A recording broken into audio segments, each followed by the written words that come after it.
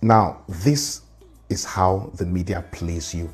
This right here, this is how the media manipulates you. You see, it's not always what they say, it's always what they don't say. Now, read this headline from BBC. Man skateboarding to Africa has belongings stolen. BBC, right? Your trusted media outlet. Now, what about this one from The Independent?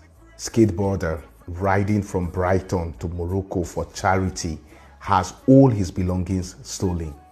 Now, pause. Okay, hold that for a second. You see, if you stop at the headline, like most people do, you would walk away thinking, there goes Africa again, land of crime, theft, and danger. I mean, you haven't even read the article, but your brain has already filed this under Africa equal theft, Africa equal danger, because they didn't say where he was coming from or where he was robbed. The only geographical location in that headline is Africa.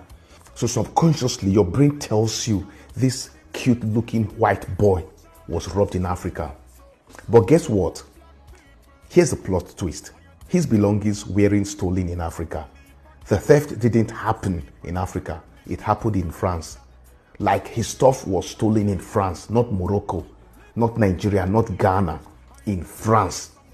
But the headlines carefully left that out, because the goal is not just to report news, it's to shape how you see Africa, to paint the continent as a bad place, as a place of chaos and crime, even though the crime didn't happen there. This isn't journalism, it's psychological warfare, it's editorial manipulation. Why didn't the headline say skateboarder robbed in France en route to Morocco? Simple, because France doesn't carry the same negative weight they assign to Africa. So the goal isn't just to inform you, it's to program you. It's to make you associate Africa with poverty, failure, and crime. You see, the Western media doesn't have to lie outright. They just plant the seed.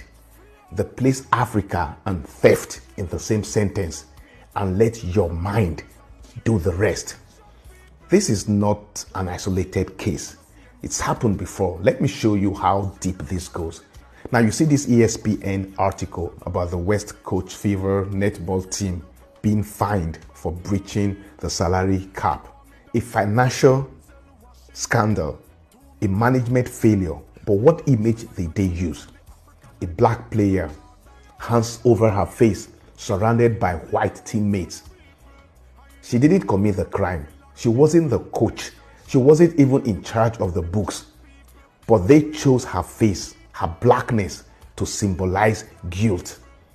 The headline is straightforward, yet the media chose an image that selectively points fingers at a black athlete. That image cues implicit guilt in the mind of the viewer, even though the story says otherwise. That's not accidental, that's editorial warfare. You see, these are not just headlines, they are psychological anchors, little tricks the media plays to keep telling you the same story. If it's bad, blame Africa. If it looks guilty, show a black face. And you wonder why Africa is always the villain. You wonder why black people are the suspects before they even speak. Because while they pretend to be neutral, they are feeding you lie.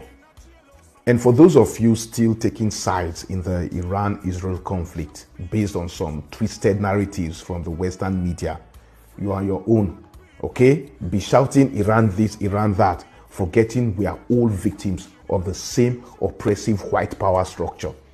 So the next time you read a headline, ask yourself, what are they not telling me?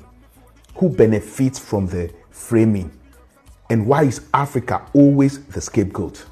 Because until we learn to read between their lines, they will keep writing our story with their pen and our dignity as the ink. We must stop allowing it. Africa is not a continent of chaos. It is the womb of civilization.